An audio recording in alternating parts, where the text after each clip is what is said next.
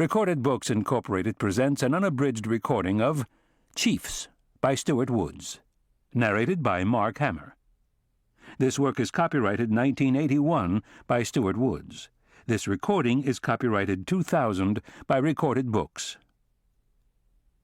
In the winter of 1920, the first body is found in Delano, Georgia. It is a crime too horrific to be ignored, and the first of many that will span 4 decades, embroiling 3 separate police chiefs in a remarkable manhunt. And now, Chiefs. Prologue. The boy ran for his life. He poured forth an effort born of fear and a wild sense of freedom regained. At first he ran entirely unconscious of his injuries. Then, tearing recklessly through the dark woods, he struck a tree and went down.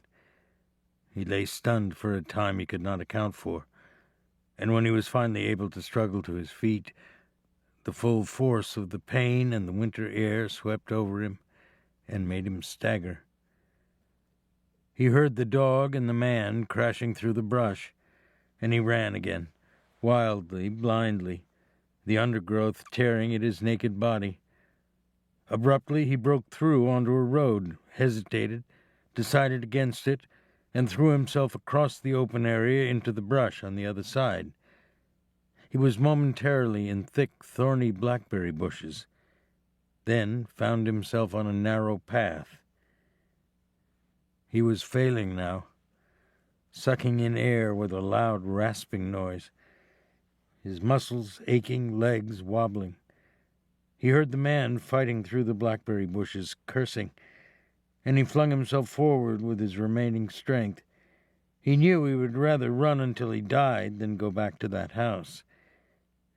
He willed his heart to burst, God to take him, but his exhausted body still carried him unsteadily forward. The path turned sharply to the right, but he lunged ahead into the thick brush again, hoping for safety.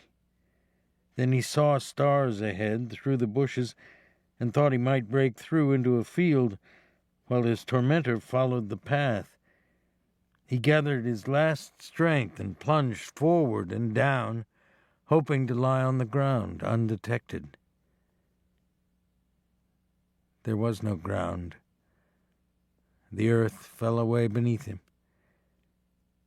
He believed himself to be falling into a ditch, but his ditch had no bottom.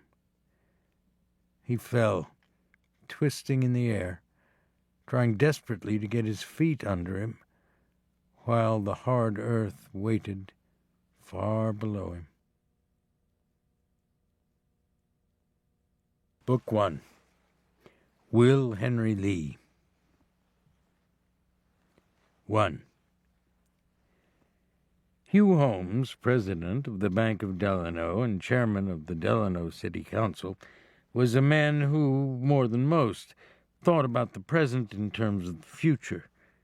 It was one of his great strengths, both as a banker and as a politician.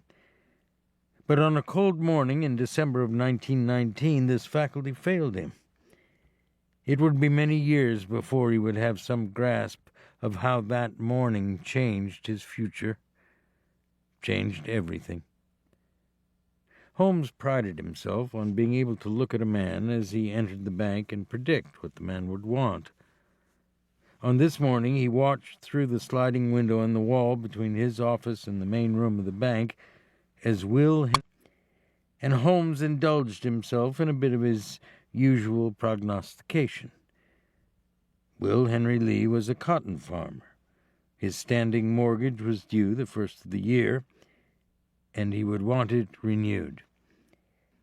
It took Holmes only seconds to review the circumstances. Will Henry's debt amounted to about 35% of the value of his farm, and Will Henry had paid his interest on time and made 2 payments against principal. But Holmes knew, the Bull-Weevil situation being what it was, that Will Henry might fail with his next crop. Still, He respected the man, liked him even. He decided to renew. He leaned